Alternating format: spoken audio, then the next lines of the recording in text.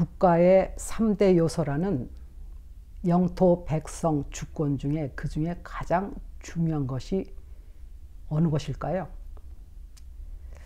한 나라의 흥망성쇠는 그 나라의 주권을 대표하여 결정할 수 있는 통치자에 달려있기 때문에 통치자가 가장 중요하다고 해도 과언이 아닐 것입니다. 그 통치자가 어떠한 결정을 하냐에 따라서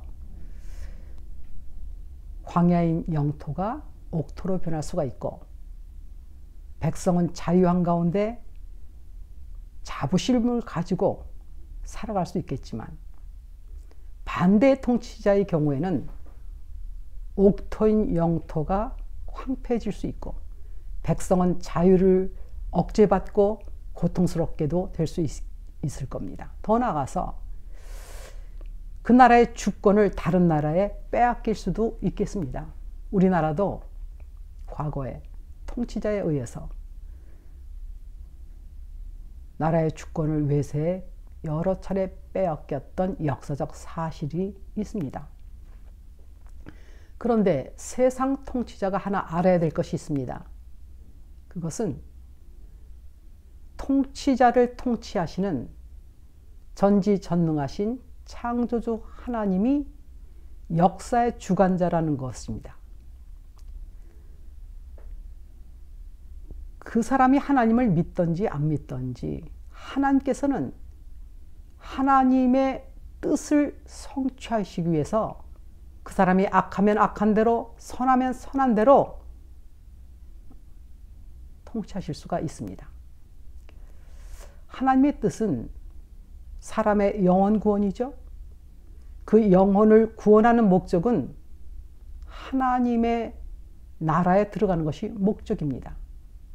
그래서 그 하나님의 목적 때문에 우주 만물을 하나님이 창조하신 것이고 역사의 과정 속에서 섭리하시고 때로는 고난도 허락하시고 아들인 독생자 예수 그리스도를 이 땅에 보내시기도 하시고 성경책이 있는 것입니다. 하나님께서 통치하시는 통치자들의 예를 보겠습니다. 먼저 이방인 왕. 이스라엘 민족을 애굽에 보내시고 그때는 야곱과 그의 후손들이죠. 430년 이후에 하나님께서 때가 되어서 모세와 아론을 통해서 하나님의 말씀으로 바로에게 전합니다. 이제 그들을 내어보내서 하나님을 섬기게 하라. 그 말을 들은 바로가 여호와가 누구한데 내가 그 말을 듣고 여호와를 내가 알지 못하는데 그들을 보낼 수가 없다. 하나님께서 그래서 이렇게 말씀하십니다. 그러면 내가 여호와가 누구인지 알게 하리라. 초자연적인 10가지 재난을 순서대로 애굽에 보내시죠. 그러고 난 다음에 바로 왕이 이스라엘 백성을 보냅니다. 하나님께서 바로를 통해서 역사심으로 이스라엘의 역사에 하나의 전환점이 옵니다. 주전 1446년경입니다. 이렇게 하나님의 목적과 상관될 때 이방인 왕들을 이름이 기록되어 있습니다. 그런 의도 때문에 바벨론의 느부갓네살 왕, 또 바사왕 고레스 등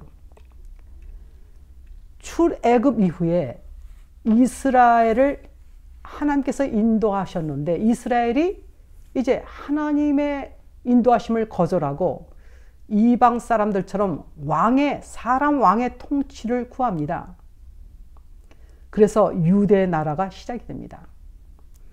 그 내용들이 사무엘서, 열왕기서, 역대기서죠.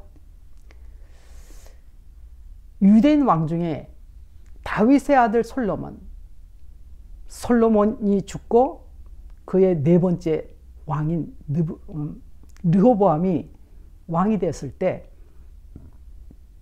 이스라엘 온 회중들이 솔로몬 아들에게 와서 말합니다. 당신 아버지 솔로몬이 우리에게 심한 고욕을 시켰고 매운 멍에를 우리에게 지게 하였는데 당신은 좀 가볍게 해주시면 우리가 계속 섬기겠습니다. 이 말을 들은 솔로몬 왕의 아들 르호보암 왕이 솔로몬 왕을 섬겼던 노인들의 교도를 먼저 듣습니다. 그 내용은 이렇습니다. 당신이 먼저 이스라엘 백성들을 섬기십시오. 그리고 좋은 말로 대답하시면 그들이 당신을 섬길 것입니다. 그런데 이 르호보암 왕이 노인들의 교도를 버리고 자기하고 자라난 소년들의 의견을 선택합니다. 그 내용이 이렇습니다. 내 새끼손가락이 아버지 솔로몬보다 굵어. 아버지가 너희들을 고욕을 시켰냐? 더 심한 멍에를 매게 하겠다. 채찍으로 때리셨냐? 전갈 채찍으로 너희를 다스리겠다. 이런 포악한 말로 전합니다. 그 말을 들은 회중들이 이스라엘 백성과 더불어 그에게서 돌아섭니다. 그리고 이후에 북이스라엘, 남유다로 나라는 반분됩니다. 둘로. 그런데 성경은 이래요. 이렇게 말합니다. 왕이 이같이 백성의 말을 듣지 아니하였으니 이 일은 여호와께로서 말미암아 난 것이다. 하나님이 그 당시 그 통치자에게는 또 그렇게 역사하시고 계신 것입니다. 그 이후에 이스라엘 왕들은 대부분이 하나님에 대한 신앙이 돌이킬 수 없을 정도로 변질로 치닫습니다. 그로 인해서 하나님께서 이방 나라로부터 강력한 침략을 당하기도 하시는데 목적은 하나님께 돌아오라였습니다. 에레미야서의 기록입니다. 25장 4절에서 11절 내용 중에 여호와께서 그 모든 종 선지자를 너에게 보내시되 부지런히 보내셨으나 너희가 듣지 아니었으며 귀를 기울이려고도 하지 않았다. 그러므로 나 만군의 여호와가 이같이 말하노라. 너희가 내 말을 듣지 아니하였은즉 보라 내가 보내어 북방 모든 족속과 내 종 바벨론 왕 느부갓네살을 불러다가 이 땅과 그 거민과 사방 모든 나라를 쳐서 진멸하며 그들로 놀램과 치솟거리가 되게 하며 땅으로 영영한 황무지가 되게 할 것이라. 내가 그들 중에서 기뻐하는 소리와 즐거워하는 소리와 신랑의 소리와 신부의 소리와 맷돌 소리와 등불빛이 끊쳐지게 하리니 이 온 땅이 황폐하여 놀램이 될 것이다. 이 나라들을 70년 동안 바벨론 왕을 섬기리라. 주전 1050년경 시작된 이스라엘 나라는 북이스라엘은 주전 722년 아수르에 멸망하고 남유다는 주전 586년 바벨론에 멸망당함으로 이방 나라에 통치당하는 주권 없는 백성으로 시작됩니다. 이방 나라의 통치하에 있을 때도 하나님께서는 선지자들을 보내셔서 그들을 사랑하셔서 회복할 기회를 주십니다. 너희를 사랑하니 내게 돌아와라. 그런데 이스라엘은 이렇게 대답합니다. 그 중에 이러한 내용들이 있습니다. 우리가 이렇게 고난을 당하는데 하나님이 사랑하신다고요? 그리고 저런 이방인 행악한 자들을 하나님이 선하다고 하시고 그들을 기뻐하시고 하나님을 믿는 의로운 우리들을 그 통치 아래 두신 것을 보면 공의로운 하나님이 정말 살아계십니까? 그 말에 대해서 하나님이 그 말로 괴로워하셨다고 기록하고 있습니다. 그리고 이들은 또 이렇게 말합니다. 하나님 섬기는 게 정말 헛되다. 하나님의 명령을 지키며 행하는 것이 유익이 없다. 말라기서 3장 14절입니다. 하나님께서는 그들이 말로써 하나님을 대적한다고 그렇게 말씀하십니다. 하나님께서 하나님의 백성의 신앙이 변질될 때 먼저 말씀을 보내십니다. 그럼에도 귀를 막고 듣기를 계속 거절할 때 고난을 사용하시는데, 당연히 하나님께서는 고난 자체가 심판이요 멸망이 아니라 구원입니다. 그래도 계속 그들이 하나님께 돌아서지 않을 때 하나님께서는 그들이 멸망의 길로 가는 그대로 버려두시는 겁니다. 이러한 이스라엘의 역사는 하나님을 믿는 사람에게 동일한 상황에서 동일한 예로서 참고하도록 성경에 기록하고 있는 것일 것입니다. 그런데 통치자는 최종 권력의 결정, 주권의 결정권자로서 자신 스스로에게 절대적 조건이 하나 있어야 됩니다. 그것이 정직입니다. 그러한 사고라야 나라를 공정하게 통치해 나갈 수가 있겠습니다.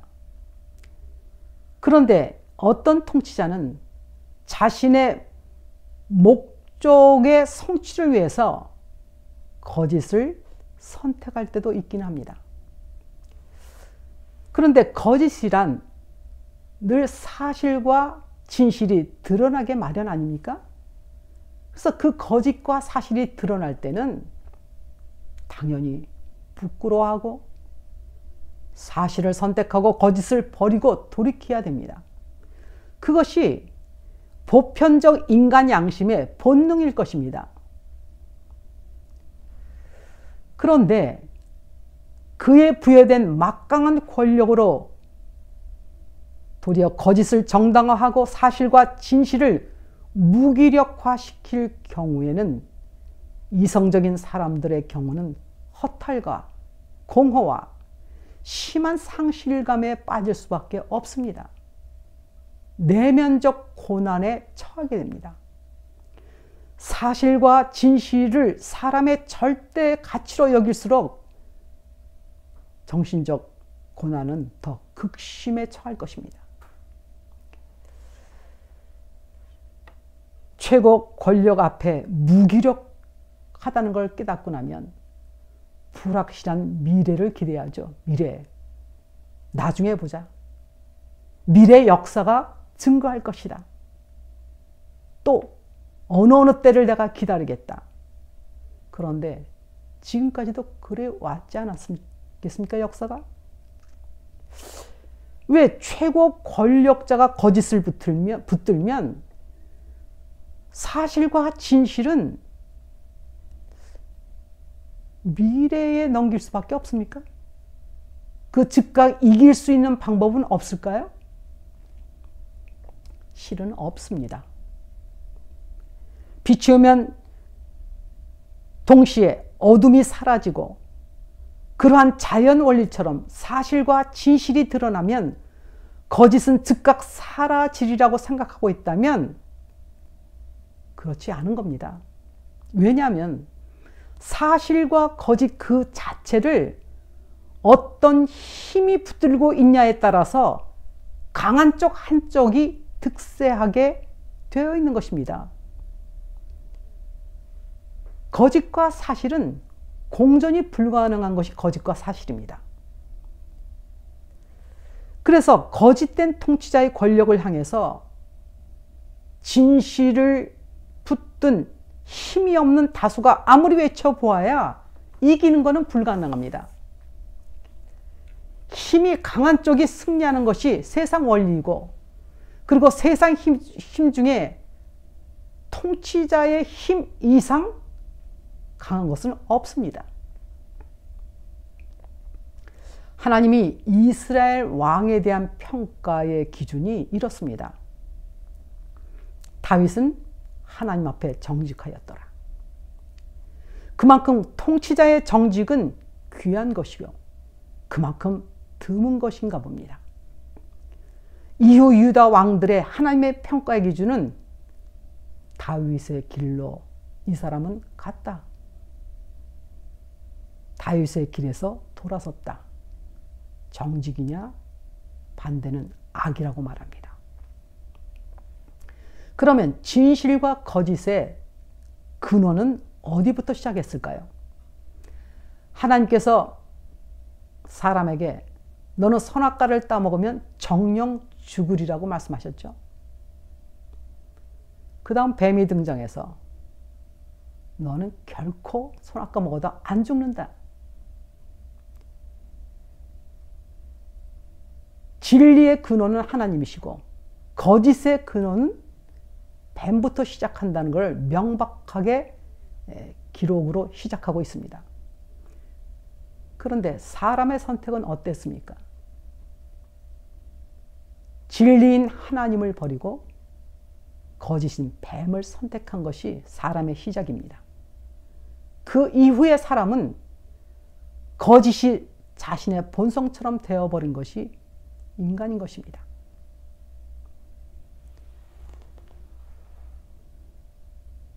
예수님은 거짓의 근본을 이렇게 드러내십니다.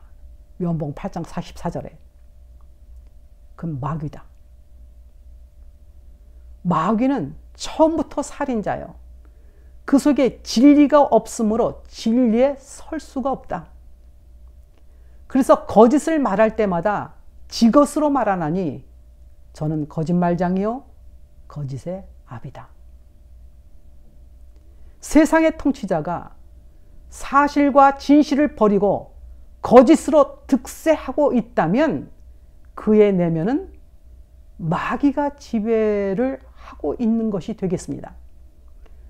그 속에 본질상 진리가 없기 때문에 그에게는 거짓이 정도가 될 것입니다. 사도 베드로는 베드로후서 2장 12절에 이런 사람은 본래 잡혀 죽기 위하여 난 이성 없는 짐승 같다고 말합니다. 그래서 알지 못하면서 회방한다는 것입니다. 세상 통치자가 그의 권력으로 거짓으로 통치하고 있다면 마귀보다 더 강력한 능력이 진실을 붙들고 있어야 그 즉시 승리할 수 있는 방법은 그거밖에 없습니다. 워낙 통치하는 마귀의 세력이 강력하기 때문에. 예수님께서 빌라도 관정에서의 내용입니다. 요한복음 18장 37절에 빌라도가 예수님께 네가 유대인의 왕이냐? 그때 예수님께서 네 말대로 내가 왕이다. 내가 이를 위해서 났고 이를 위해서 세상에 왔나니 내가 진리를 증거하러 왔노라. 진리에 속한 자만이 내 소리를 듣느니라. 빌라도가 말합니다.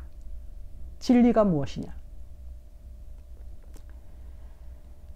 예수님이 이 땅에 오셨던 2000년 전에 진리가 없는 세력 로마가 강력한 세상 임금으로 세상을 정복하고 통치하고 있을 때 그때 예수께서 왕으로 이 땅에 오신 것입니다. 진리의 왕으로.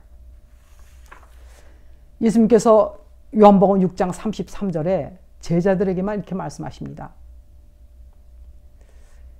세상에서는 너희가 환난을 당하나 담대하라. 내가 세상을 이겼노라. 무엇으로 이겼다는 말씀이죠?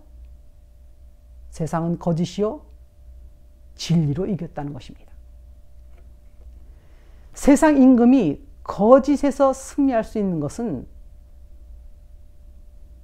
그로부터 승리할 수 있는 것은 전지전능하신 하나님의 아들 진리의 왕으로 오신 예수 그리스도만이 강력한 거짓의 세력에서 승리할 수 있는 것입니다.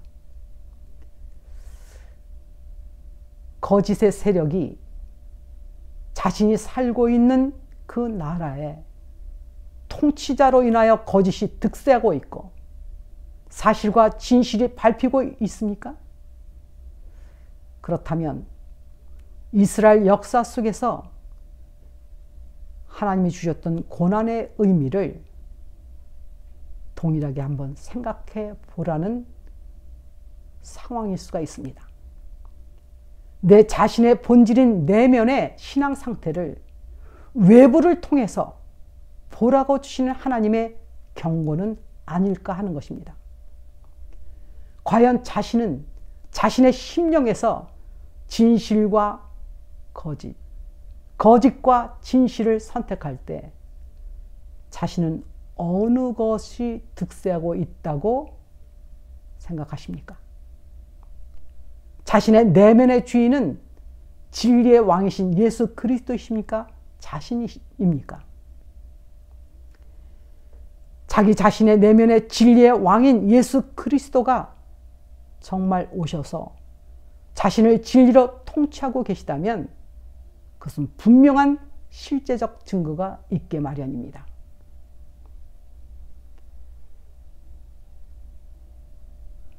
예수 그리스도로 인한 진리의 승리자만이 그 다음 승리를 향하여 밖으로 전진해 나갈 수가 있는 것입니다. 신앙의 출발은 항상 내 자신의 내면에 누가 나를 통치하고 있느냐? 하나님이냐? 자신이냐? 마태복음 6장 33절 먼저 너는 그의 나라와 그 의를 구하라. 이것이 언제든지 항상 먼저 순서이기 때문입니다.